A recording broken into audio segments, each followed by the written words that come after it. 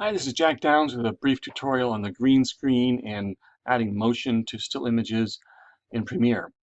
This is part of an exercise in 415, but this is just the central portion of it. I may be asking you in the exercise to do other things like add titles and other text just with your name on it, and perhaps other elements also.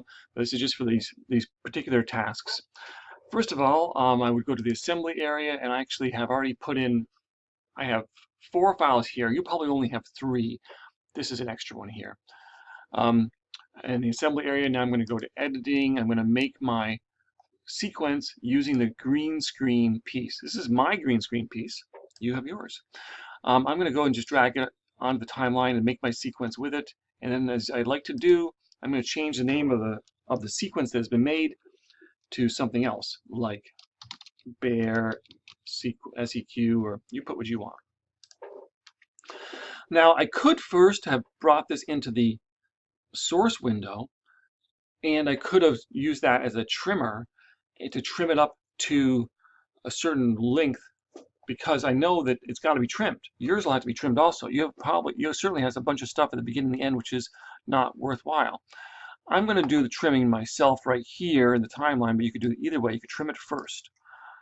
I'm going to bring up this window to there.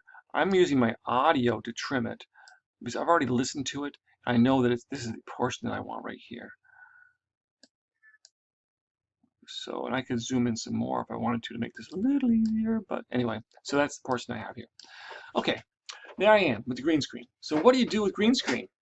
Well, to get rid of the green portion, we need to use an effect. We can go to effects, that's one way to do it.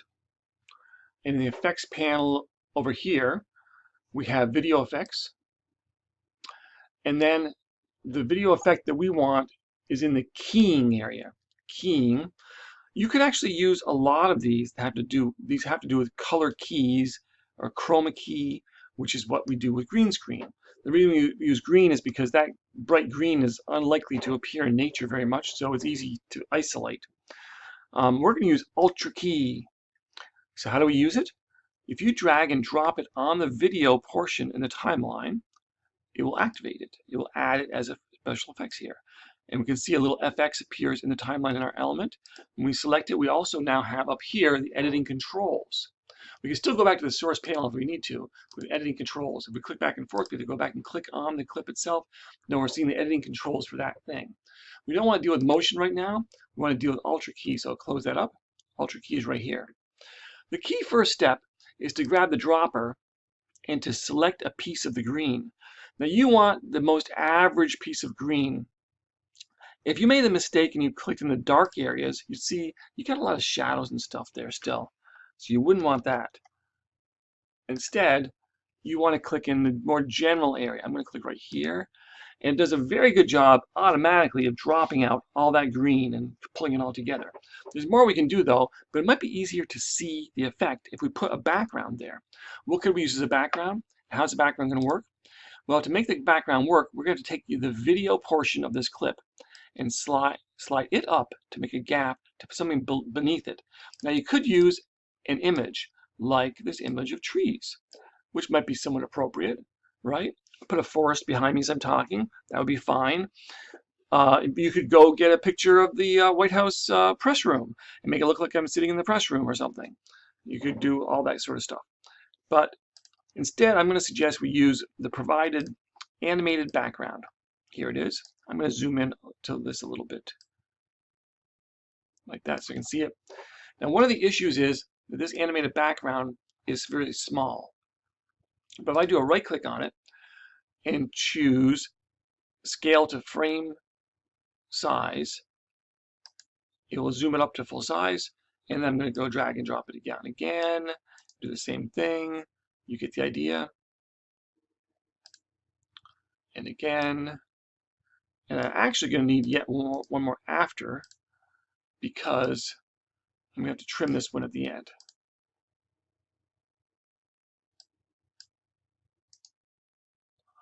And I'll make that scale to frame size. This last one, I'm going to trim the end of it so it stops at the same place roughly. There you go. Okay, so now what does this look like? Let's put the cursor there, and you see as I'm speaking, there'll be this little wavy lights behind me like that, which is very nice. Good. Okay, so you would also have a title ahead of this probably, and you would have so in other words, some text on the screen. Yes, some text on the screen saying who you are, probably something like that. Now let's look at this chroma key and see how good a job did it do. It did a pretty good job. If you look very carefully, or you blow this window up, you might see some problems, and this is some things you could do with it. Click back on here. If I go to matte cleanup, I think the contrast is a good tool to use. You may see some areas where kind of little fuzziness showing through. It might have been the green. If I take the contrast and well, let's go first. Let's first go to matte generation. Actually, let's first go to setting under default. If we chose aggressive, if I click on this, I'm going to watch the screen. Some of that stuff goes away, right? So we want this to be an aggressive green screen. Okay. Then, yes, you could play with the tolerance number, but instead I think the contrast, if I hover over any of these numbers, then push down the mouse button and go right or left, I'm going to go either bigger or smaller.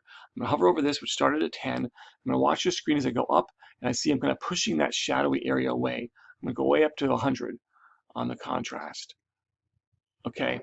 So that helped a little bit. This green screen is working very well really right now. I can also choose soften, which has to do with the edges.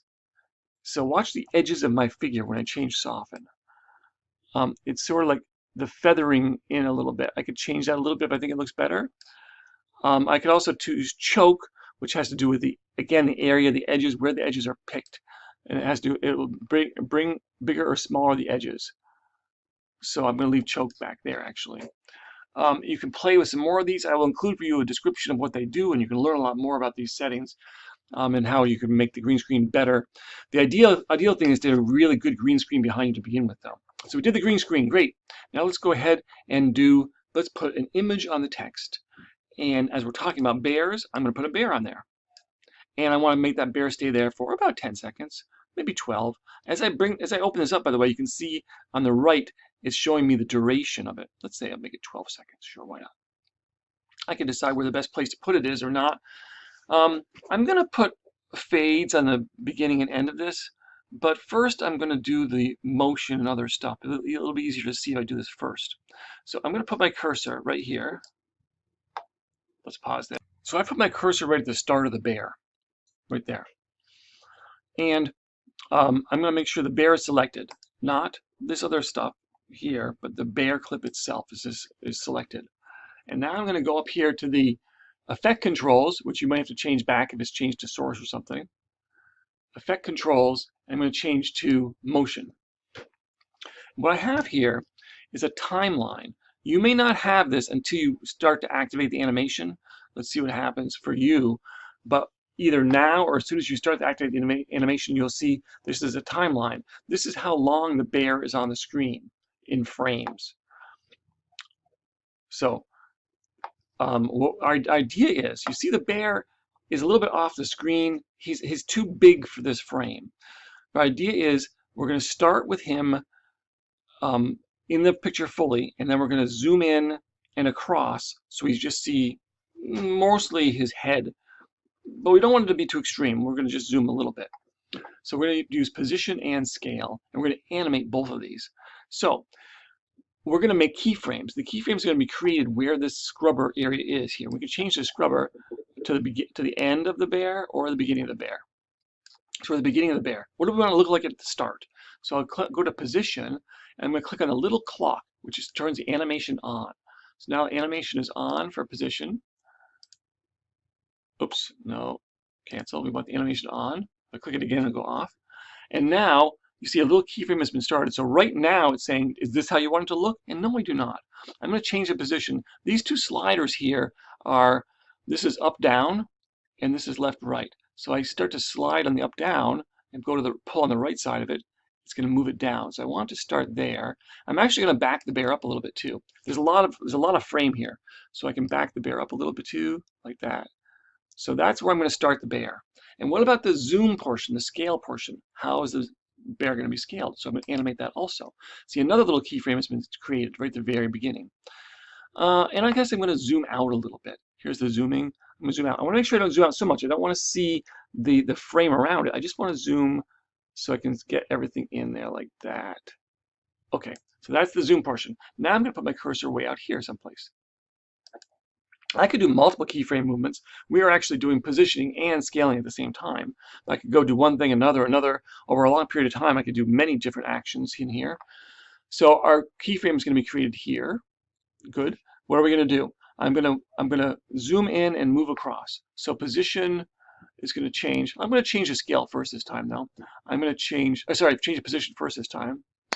I'm going to move that bear's head up a little bit, and I'm going to move it over there like that. Whoops. But at the same time, I'm going to scale so we won't see that stuff over here. I'm going to scale a lot bigger. I got to change the position. Change the bear's head back. We are just setting the ending position in position in scale and zoom. So we're going to start like this, like that, and we're going to end up zooming into there. Okay, good. Now, other things I could do is I can move these keyframes around in their position. I can select them and move them as a group. I can delete them. I can copy them and duplicate them. I may want to move another one along further at that same position and then start there and do something else. So keyframes are the basis of animation throughout. And you can animate almost every feature you can think of in Premiere using these keyframes and anything you see a little clock on is going to have animation. I'm actually going to move these guys, Control click and move these both down here to the very end. So we start and end in those places. And now I'm going to go to Effects, and I'm going to add a video transition of a cross dissolve at the beginning and end of this. The beginning and a cross dissolve at the end. Okay, so how does it look now? Let's play it through and see. Make some more space here and make it bigger. Space here to make it bigger. Okay, and let's play it. The winner is radiant gold and fabulous black. He will be one of the biggest milk competitors, 747, named the Jumbo Jet. Katmai National Preserve in Anchorage puts on the event every year in October to watch the bears feast on salmon and Brooks River. During the event, park staff take photos of the bears. I like that. I like that kind of slow. It's a zoom. It's actually a zoom that includes some pan at the same time, and it happens nice and smoothly too because it happens slowly. You could do lots more things like that. Do you hear my sound? It needs like a little more bump to it. Actually, the sound probably needs more work in general. Maybe we'll talk about doing that too. But for now, that's the idea of how to handle green screen and how to handle pan and zoom as a basic thing in Premiere. Okay, one last thing I decided to add in here. The issue of dealing with sound in Premiere. There's so much you can do with sound in Premiere, and you can actually take this same audio file, open it back up in Audition, open it up in Audition separately, and then bring it back in here. But I don't think there's a big need to. One thing is, if you grab this little divider here between the two sides, I can just yank that up, and I could increase the overall volume. That might be something worthwhile doing here. If I play the audio in this file right here, it's going to be hard for you to hear because you're not really hearing the computer sound, but it's not very loud. This year, the competition had 12 contestants. It also sounds a little bit like, I don't know, it was in a big reverbing kind of a room or something. It's a little echoey. It's not very good sound, really. So what can you do? Well, there is an audio workspace. Let's go there. Let's go to the audio workspace, and we have this clip selected right now. And we see, look at Essential Sound Panel, just like we had in Audition. And of course, this is dialogue, so if we go to dialogue, we could play with any of these if they helped. There's a lot to do in dialogue, though. And the way I like to do this is I would start the recording back here. I'm going to ignore the video portion. I'm really not going to work with these right now. You could certainly do that on your own later and learn more about it. But I'm just going to start to add effects as I go in these different categories. Loudness, repair, clarity, and so on, and see what sounds better. And what sounds better for me is not going to sound better for you. So have your headphones on And I don't right now because I'm going to let you hear a little bit. I'm playing it. I think a good place to start is clarity and dynamics. If I click on that and perhaps increase dynamics about halfway, I might give a little bit more dynamic voice. Equalization, perhaps. Maybe not background voice, maybe podcast voice. That might sound better. Pause for a minute. So I think dynamics is a good place. Equalization is a good place. Enhanced speech is a general one. Let's try that. I'm going to go to Mail, Enhanced Speech. Speech, I think, is getting a little better. Creative reverb, I'm not sure you're going to find much in there. Feel free to try it. Clip volume overall, I have my speaker turned up pretty high right now. That's why it's seeming as loud as it is. But I can change it, make it go louder. And this is louder without, that was making it louder without peaking. Okay? So I can also turn off any of these as I go to try it without it. I think the repair area is an interesting one. Overall loudness, this would be, the overall loudness is more matching multiple clips. If you want to match one loudness to another, that would be worthwhile to select, take everything on a track and have it match up. We don't have that situation here. But overall repair, in fact, I think like a de-hum or maybe a reverse reverb might be helpful. Let's listen to these.